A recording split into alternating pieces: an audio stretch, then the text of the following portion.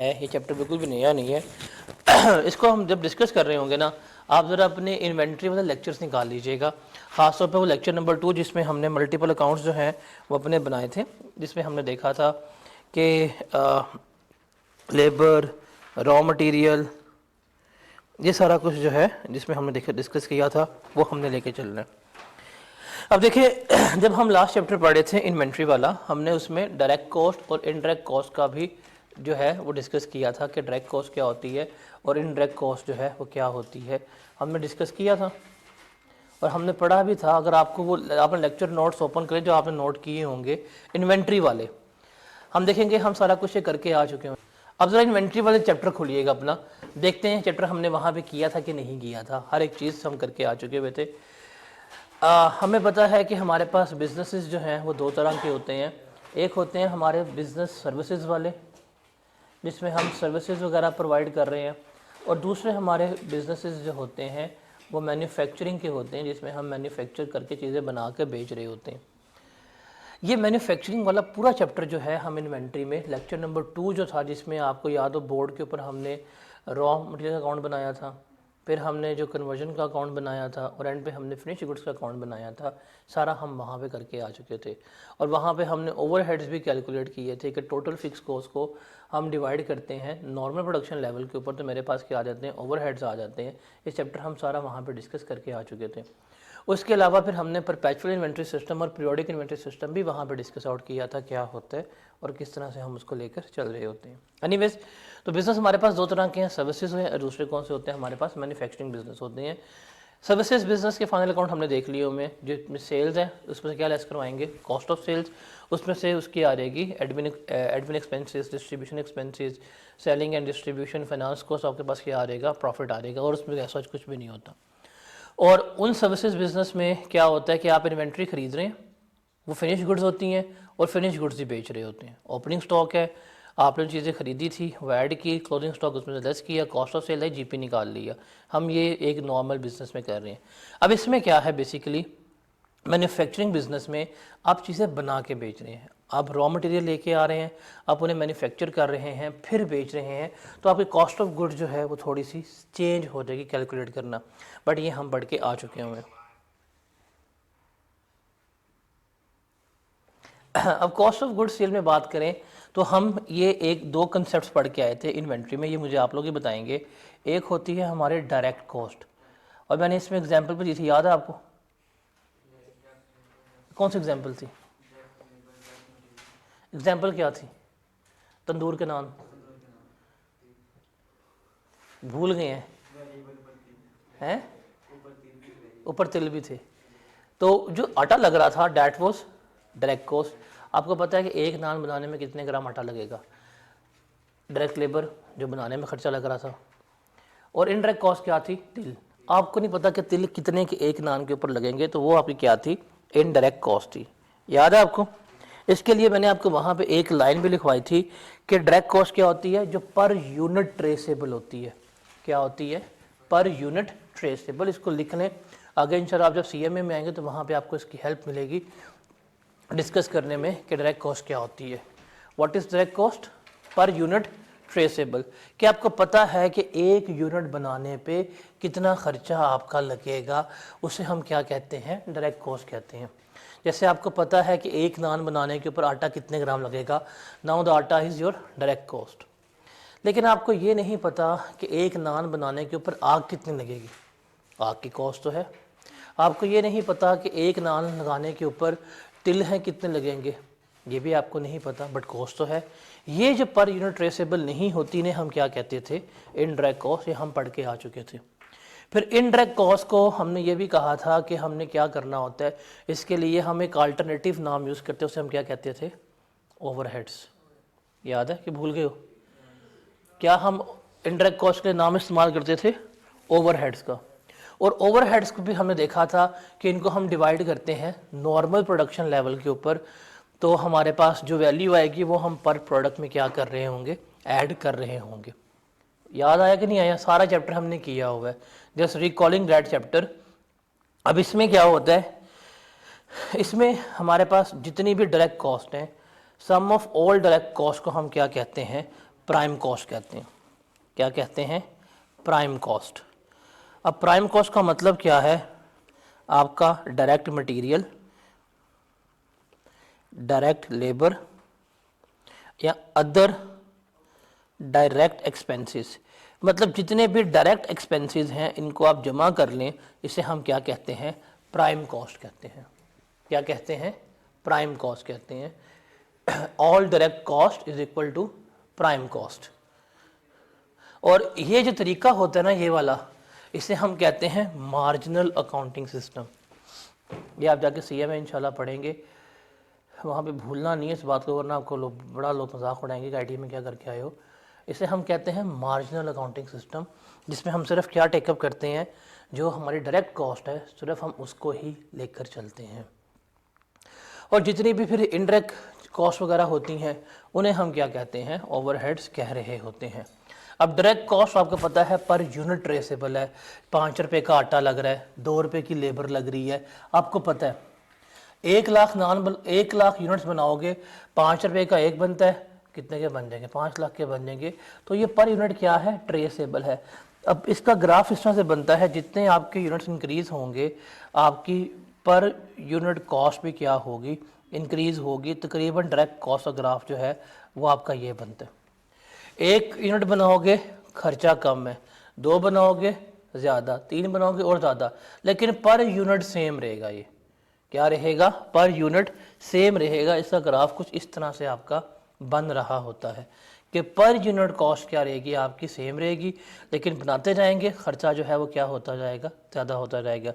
जैसे अगर 100 नान बनाने में आपकी 1 आटे की लगती है बोरी, तो अगर आपने 1000 नान बनाने हुए 10 लगेंगी बोरियाँ।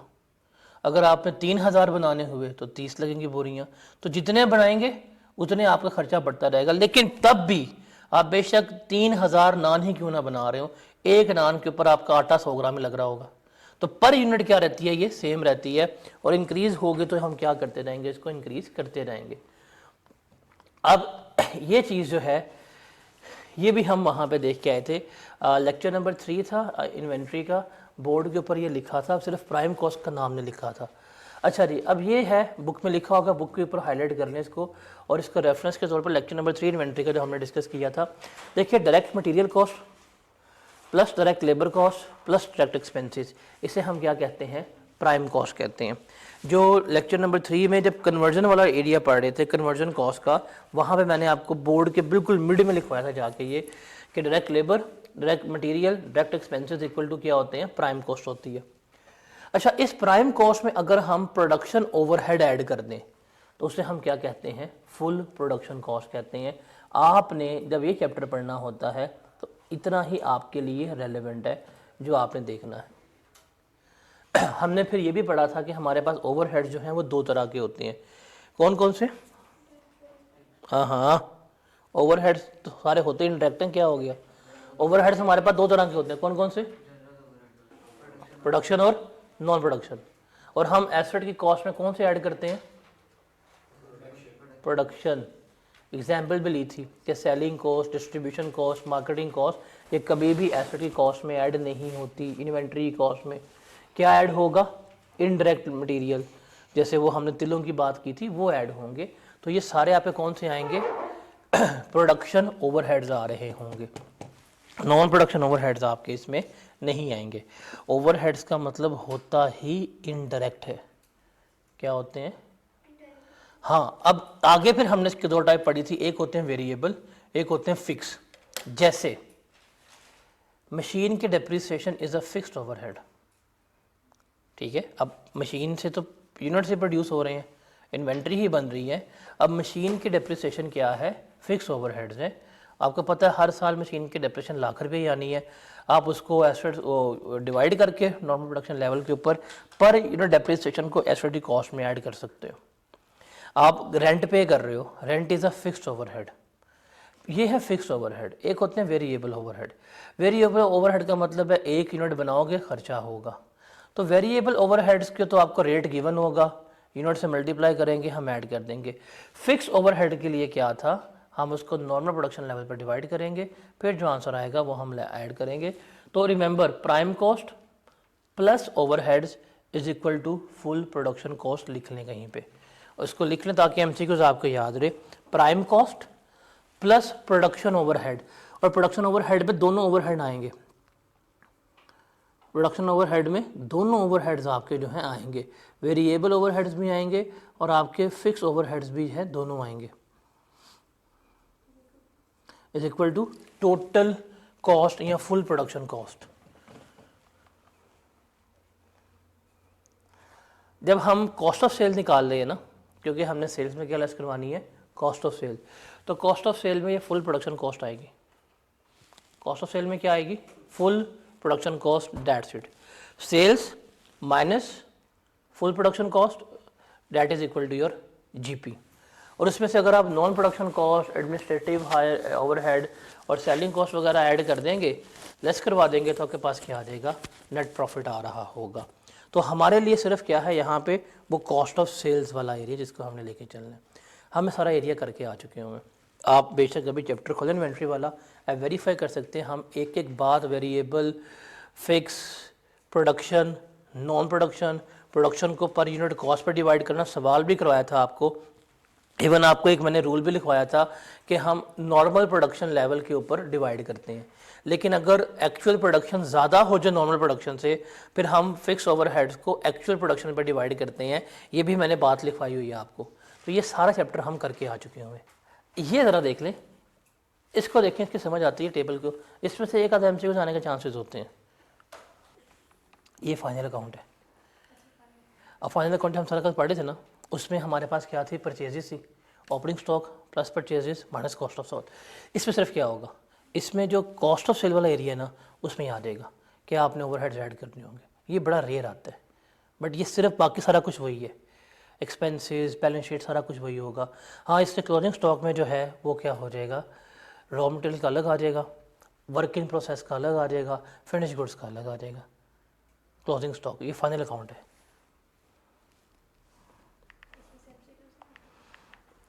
आने तो एमसीक्यूज चाहिए, और आने भी एमसीक्यूज हैं। एमसीक्यूज इन्वेंट्री वाला चैप्टर इसमें से मिला के आते हैं, बिकॉज दोनों के एमसीक्यूज सेम है, दोनों के एमसीक्यूज सेम है। अच्छा, कॉस्ट यूनिट का मतलब होता है कि आप काम कर क्या रहे हैं, बना के बेच क्या रहे हैं, आपकी इन्वेंट्री है क्या, उससे कहते हैं कॉस्ट यूनिट, कि जिसमें आप डील कर रहे हैं वो होगा। जैसे शू फैक्ट्री है, इसके लिए कॉस्ट यूनिट क्या होगा, शूज़, बिकॉज वो बना के बेच रहे हैं। अब उस कॉस्ट यूनिट में क्या कुछ इस्तेमाल होगा, लेदर, ग्लू, नेल्स, ये स्टिचिंग का सारा सामान होगा, तो ये डायरेक्ट मटेरियल कॉस्ट है। जैसे कार मैन्युफैक्चरर है, अब कार मैन्युफैक्चरर के लिए कॉस्ट यूनिट क्या है, वो कार जो बना के बेच रहा है। अब कार में क्या कुछ इस्तेमाल होगा, एलुमिनियम, लाइट्स, टायर, इंजन वगैरह, ये इसकी सारी कॉस्ट होंगी। तो what is cost unit, cost unit का मतलब है वो चीज़ जिसके बारे में हम कैलकुलेट कर रहे हैं, या वो चीज़ जिसको बना के बेच रहे हैं। एक दो टर्म्स होती हैं, एक होता है यूनिट कॉस्ट, एक होता है कॉस्ट यूनिट। एक लिख लें ज़रा, एक है कॉस्ट यूनिट और दूसरा है unit cost. Cost unit and unit cost. Cost unit का मतलब है वो चीज़ जिसके बारे में कैलकुलेट की जा रही है, वो आइटम जिसको हम कैलकुलेट कर रहे हैं। वो इंडस्ट्री पर डिपेंड करती है। जैसे कंस्ट्रक्शन बिजनेस है, उसके लिए कॉस्ट यूनिट घर है, घर बना के बेच रहे हैं। फर्नीचर बिजनेस है, उसके लिए कॉस्ट यूनिट क्या है, ऑफिस फर्नीचर हो गया, ये इसके बारे में कॉस्ट होगा। और यूनिट कॉस्ट क्या है, पर यूनिट खर्चा, डायरेक्ट लेबर का, डायरेक्ट मटेरियल का, डायरेक्ट एक्सपेंसेस का, वो आपकी क्या कहलाएगी, यूनिट कॉस्ट कहलाएगी। ठीक है।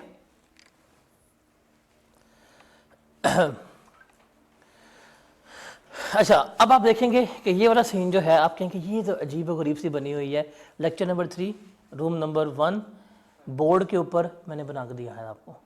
ये तीनों लेक्चर हमने बनाए थे, डायरेक्ट लेबर का भी, मटेरियल का भी, ओवरहेड्स का भी, वर्किंग प्रोसेस का भी, फिनिश गुड्स का भी।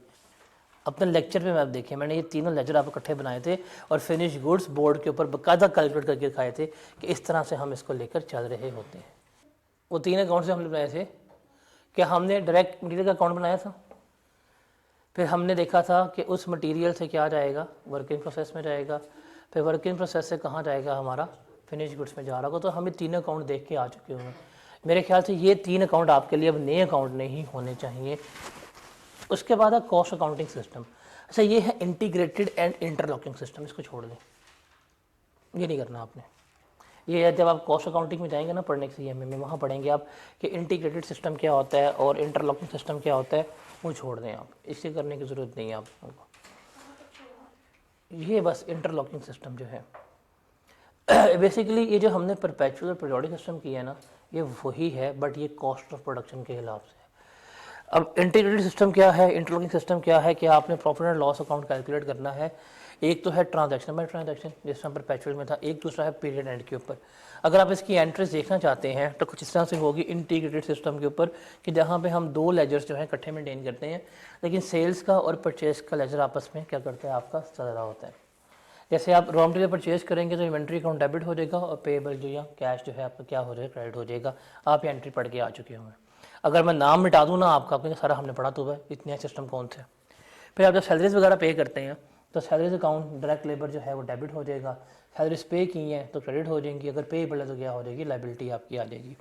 अगर आपने प्रोडक्शन ओवरहेड जो है वो की हैं तो प्रोडक्शन ओवरहेड जब पे करेंगे तो प्रोडक्शन ओवरहेड डेबिट हो जाएंगे, कैश क्या हो जाएगा आपका, क्रेडिट हो जाएगा। फिर नॉन प्रोडक्शन ओवरहेड कहाँ जाएंगे, ऑपरेटिंग एक्सपेंसेस में जा रहे होंगे, ऑपरेटिंग एक्सपेंसेस डेबिट हो जाएंगे, कैश जो है आपका क्या हो जाएगा, क्रेडिट हो जाएगा। और डिप्रिसिएशन जो है ना इसमें, वो बेसिकली किसका पार्ट बनेगी, प्रोडक्शन ओवरहेड्स का पार्ट जो है बन रही होगी। तो डिप्रिसिएशन हम कैलकुलेट करेंगे मशीन की, वो हम किस में डाल देंगे, प्रोडक्शन ओवरहेड में डाल देंगे, और वो किस में चार्ज हो जाएगी, इन्वेंट्री में चार्ज हो रही होगी, जब भी हम बात कर रहे थे। तो ये आप एंट्रीज तकरीबन परचेजेस की, सैलरीज की सारी आप देख के आए हुए हैं। सेकंड जो है डैट इज़ कि आपने ओवरहेड्स के खर्चा जो होगा उसको क्या करना है, क्लासीफाई करना होगा between direct and indirect production and non production overhead आपने क्लासीफाई करना है। फॉर एग्जांपल एक बिल्डिंग है, बिल्डिंग का आपने रेंट दे दिया 10 लाख रुपया, उस बिल्डिंग में ऑफिस भी है, उस बिल्डिंग में मशीन भी लगी हुई है, तो आपने एलोकेट करना है कि ऑफिस का रेंट कितना है और जहाँ मशीनें इस्तेमाल हुई हैं उसका रेंट कितना है। बिकॉज जहाँ मशीनों में इस्तेमाल हो रहा होगा वो रेंट जो है that will be a part of your production overhead, उसको हम यूनिट कॉस्ट में ऐड करेंगे। लेकिन जहाँ पे ऑफिस, जहाँ पे एडमिनिस्ट्रेटिव स्टाफ बैठा हुआ है, उसको हम ऐड नहीं करेंगे। तो ये 2 फ़र्क होते हैं। तो इसलिए इसको करने की ज़रूरत नहीं है, ना हमें इसमें परेशान होना है, बिकॉज अब्जॉर्प्शन हो गया, मार्जिनल कॉस्टिंग वगैरह हो गई। बेसिकली ये सीएमए की बातें हैं और यहाँ पे इतनी वो रेलेवेंट नहीं है। अगर हम यहाँ पे टाइम लगा भी लेंगे तो इसमें से आपको हार्डली 1 MCQs नहीं आना, ठीक है। कुछ कह सकते हैं आप लोग? तो इसमें सेक्शन नंबर 2 है ना इस चैप्टर का, डेट इज़ इंटरलॉकिंग सिस्टम, उसको छोड़ दें, वो करने की जरूरत नहीं है। आप आ जाएं 3 के ऊपर, मतलब 1 वाला करें, सेक्शन 1 वाला हमने किया हुआ है सारा, उस पर करने वाला कुछ भी नहीं था, एक वर्ड भी नहीं था जो आपने नया पढ़ा हो। और 3 पे आ जाए मैन्युफैक्चरिंग अकाउंट के ऊपर। अब इसमें हमने क्या करना होता है, हमने सिर्फ और सिर्फ क्या करना है, अपना मैन्युफैक्चरिंग अकाउंट बनाना है। अच्छा, इसकी जो है ना बैलेंस शीट वो सेम है, मैन्युफैक्चरिंग अकाउंट की बैलेंस शीट सेम है जो हमने कल बनाई है, बैलेंस शीट में कोई फ़र्क नहीं है। फ़र्क किस में आएगा, सिर्फ आपका स्टेटमेंट ऑफ कम्प्रीहेंसिव इनकम में कैसे आएगी वो देखते हैं। आपके पास आ जाएगी सेल्स, नेट सेल्स लेंगे डिस्काउंट के एडजस्टमेंट करके, लेस करवाएंगे हम कॉस्ट ऑफ गुड सोल्ड। अब इसमें हम लेंगे ओपनिंग स्टॉक, ओपनिंग स्टॉक हमेशा लेंगे फिनिश गुड्स का। किसका लेंगे, फिनिश गुड्स का। अब परचेजेस जो हमने फिनिश गुड्स की होंगी वो हम इसमें ऐड करेंगे।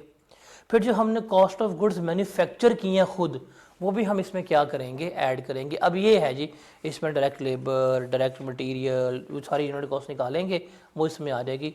और हमारे पास आ जाएगा जी क्लोजिंग स्टॉक फिनिश गुड्स का कितना हमारे पास है। तो सिर्फ इसमें ये चेंज है कॉस्ट ऑफ सेल्स में, बाकी सारा हमारा वही है। Admin expenses, selling expenses less करवाएंगे, मेरे पास क्या होगा, मेरे पास इसका जो प्रॉफिट है वो आ रहा होगा। तो फ़र्क कहाँ पे आएगा, सिर्फ और सिर्फ आपका कॉस्ट ऑफ सेल्स में आएगा। कॉस्ट ऑफ सेल्स में सिर्फ आपको एक एडिशनल कॉस्ट ऐड करनी पड़ेगी, वो कौन सी होगी, कॉस्ट ऑफ गुड्स मैन्युफैक्चरिंग की। वो आप खुद निकालेंगे, direct material, labour, direct expenses आप क्या कर रहे होंगे, कैलकुलेट कर रहे होंगे। तो इसको ज़रा पढ़ लें, इसके नीचे कुछ पॉइंट्स हैं वो पढ़ लें, फिर हम इसके एक दो सवाल देखते हैं ताकि आपको लगे पता कि देयर इज़ नथिंग न्यू जो हम इस टॉपिक में कर रहे थे। ये फॉर्मेट, इसके नीचे 2 पॉइंट्स लिखे हुए हैं, इसको ज़रा बुक पे हाईलाइट कर लें, फिर हम आगे चलते हैं।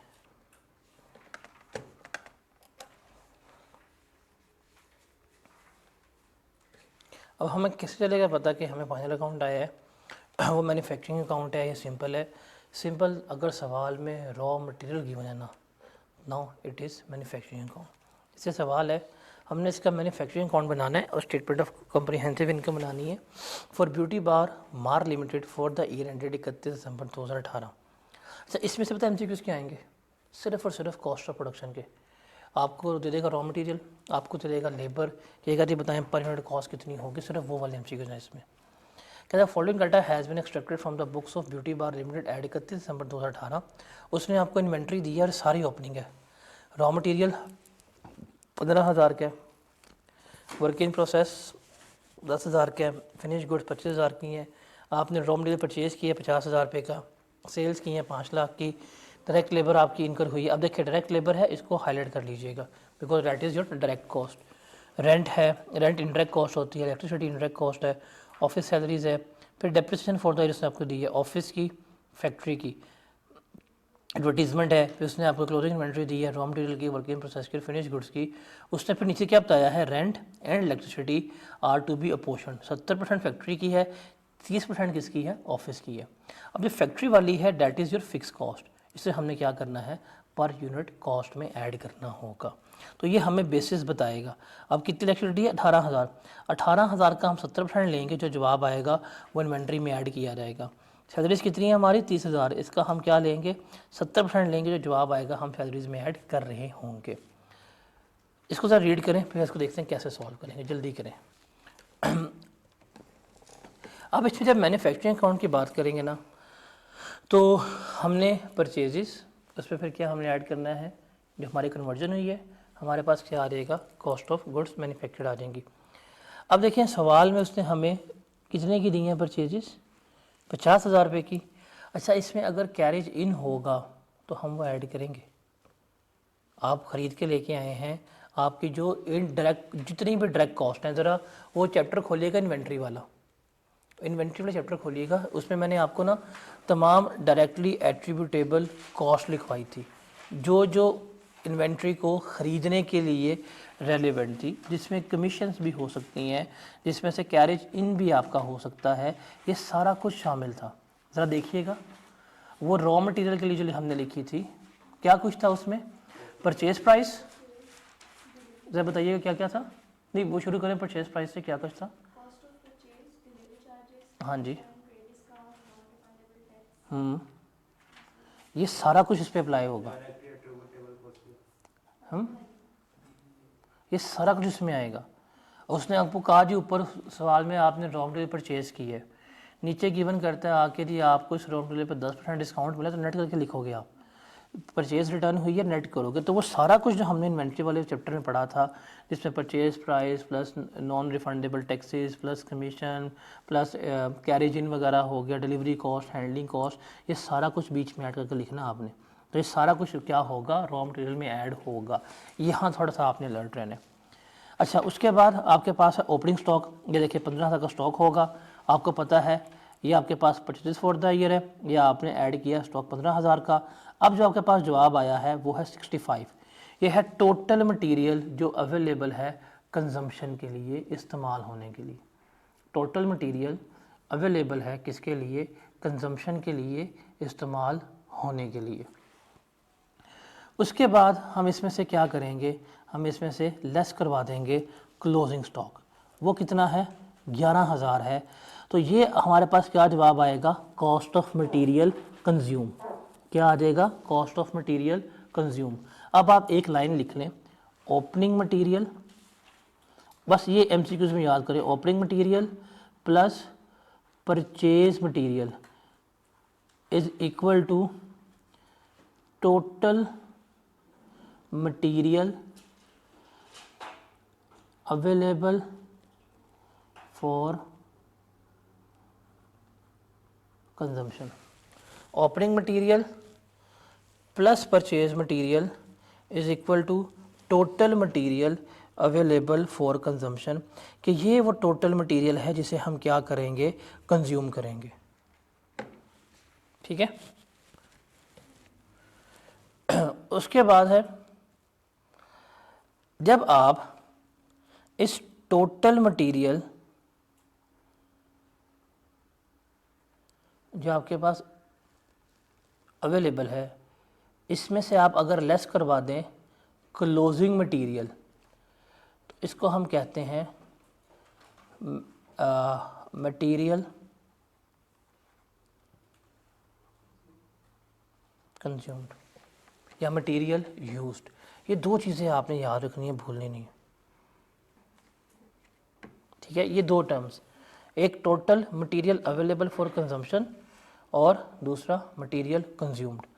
अब ये जो होगा ना मटेरियल कंज्यूम्ड, ये वाला, ये जो आपने निकाला कि इतना हमने इस्तेमाल किया मटेरियल, इसमें आप फिर direct labour, direct other expenses add करेंगे तो आपके पास आ जाएगी प्राइम कॉस्ट, जिसे हम कहते हैं production cost.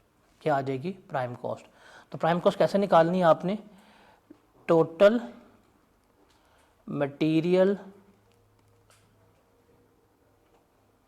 Consumed is equal two plus direct labour plus direct expenses. जब मटेरियल कंज्यूम में प्लस लेबर करेंगे प्लस एक्सपेंसेस करेंगे तो आपके पास जो जवाब आएगा वो क्या होगा? आपका प्राइम कॉस्ट होगा। क्या कहलाएगी ये? Prime cost. बिकॉज जो टोटल मटेरियल कंज्यूम्ड है ना, इसको आप कह सकते हैं कि ये डायरेक्ट मटेरियल कॉस्ट है। क्या कह सकते हैं? डायरेक्ट मटेरियल कॉस्ट है। तो आपके पास प्राइम कॉस्ट आ जाएगी, जैसे यहाँ पे आ गई कि ये 74,000 क्या है? आपकी प्राइम कॉस्ट है। अब इसमें हमने क्या करना है? प्रोडक्शन एक्सपेंसेस जो है वो ऐड करने हैं। क्या करने हैं इसमें? हमने प्रोडक्शन एक्सपेंसेस जो है वो ऐड करने हैं। अब देखिए हमारे पास ये depreciation for the year office की 7,000 है, वो तो नहीं आएगी, वो नॉन प्रोडक्शन है। फैक्ट्री की 3,000 है, वो इसमें आ जाएगी, वो हम सारी की सारी क्या करेंगे? प्रोडक्शन ओवरहेड को चार्ज कर देंगे। फिर रेंट है, हमने 22,000 पे किया, उसने कहा 70% फैक्ट्री का है, तो 22 का लेंगे 70%, मेरे पास क्या आ जाएगा? 15,400 आ जाएगा। फिर बिजली कितनी थी? 18,000 थी, वो उसका हमने लिया 70%, तो क्या जवाब आ गया मेरे पास? 12,600। तो ये मेरे पास हो गए टोटल प्रोडक्शन ओवरहेड कितने? 31,000 रुपये के। अब डायरेक्ट कॉस्ट मतलब प्राइम कॉस्ट 74 की plus overheads is equal to total manufacturing cost, कितने का हमने क्या किया है? हमने बनाया है 1,05,000 का। डन हो गया। Now this is the cost of production जो आपने बनाई है। अब आप जाएंगे जब प्रॉफिट एंड लॉस अकाउंट बनाने के लिए, तो आपके पास होगा ओपनिंग स्टॉक जो फिनिश गुड्स का है, प्लस कॉस्ट ऑफ प्रोडक्शन कितनी हुई है आप वो ऐड करेंगे 1,05,000, माइनस आप लेस करवाएंगे क्लोजिंग स्टॉक फिनिश गुड्स का, तो आपके पास आ जाएगी कितनी गुड्स आपकी सोल्ड हुई हैं या कितनी गुड्स आपकी मैन्युफैक्चर्ड होके बिकी हैं। डन हो गया। तो ये है आपके पास सवाल जो हम इसको लेके चल रहे होते हैं। आप ज़रा आएँ,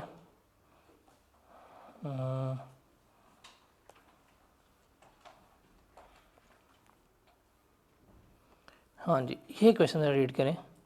क्वेश्चन नंबर 1 कम्प्रीहेंसिव क्वेश्चन का, इसको ज़रा हम देखते हैं, इसको ज़रा हम सॉल्व करेंगे।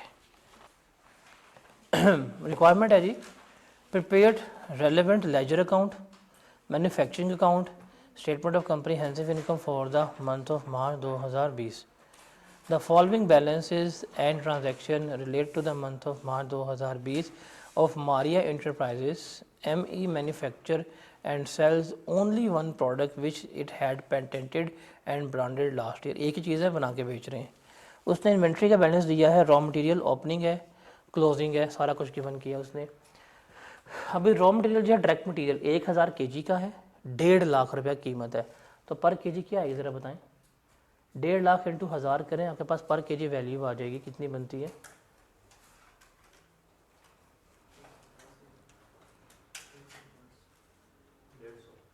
150। वर्क इन प्रोसेस कुछ भी नहीं है, ना ओपनिंग, कोई पड़ा ही नहीं हुआ। फिनिश गुड्स ओपनिंग पड़ी हुई है 800 और वो 160 के हिसाब से हैं, तो आप इसकी पर यूनिट कॉस्ट निकाल सकते हैं। कहता है जी, अब अगली लाइन बड़ी इंपॉर्टेंट है, 1 kg of raw material is use to manufacture 1 unit of finish goods. 1 kg से 1 kg बनेगा।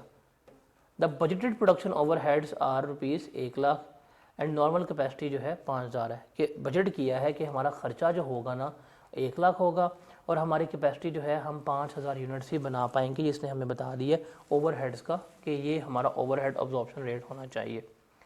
फिर कहता है ट्रांजैक्शन हुई during the March 2020, purchases of direct material 5,200 kg 7,80,000 रुपये का, indirect material purchase and use 5,000 रुपये का, issue of materials to production that is 4,800 kg, और ये फाइफो बेसिस के ऊपर है।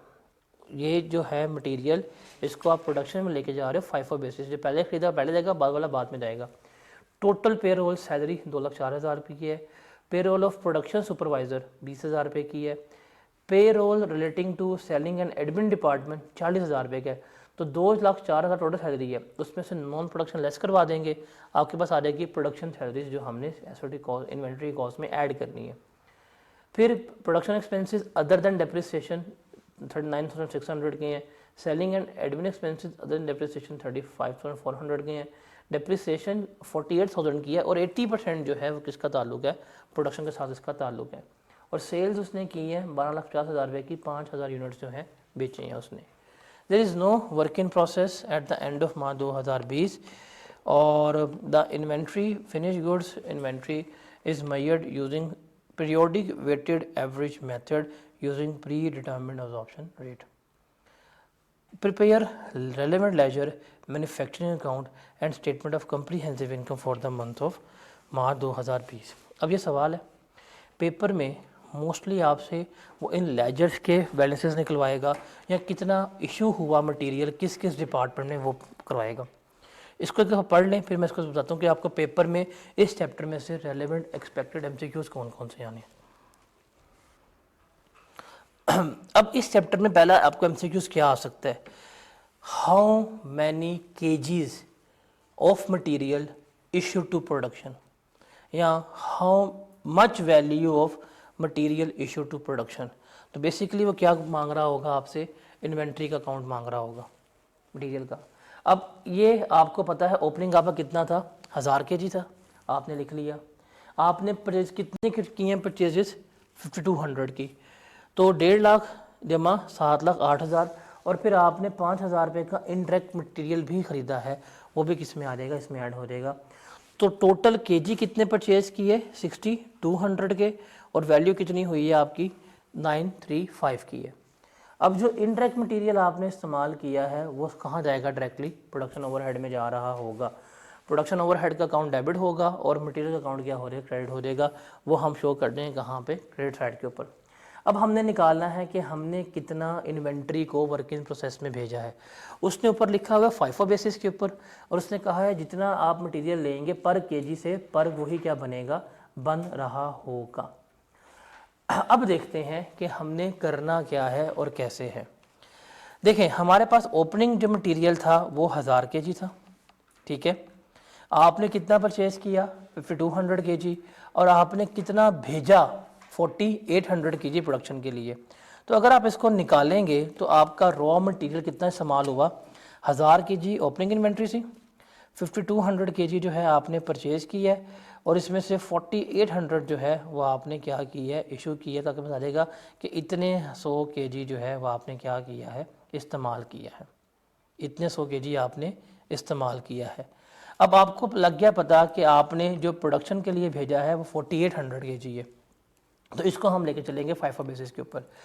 हमारे पास था पहले 1000 kg वाला 1.5 लाख के ऊपर, वो आ जाएगा जी 1000 kg इंटू 1.5 लाख, हम लेके चले जाएंगे। और जो फिर बाद में हमने लिया था 780 वाला, वो 5200 kg था। निकालें कितना बनता है, 780 डिवाइड बाई 5200 पर केजी क्या अमाउंट आती है,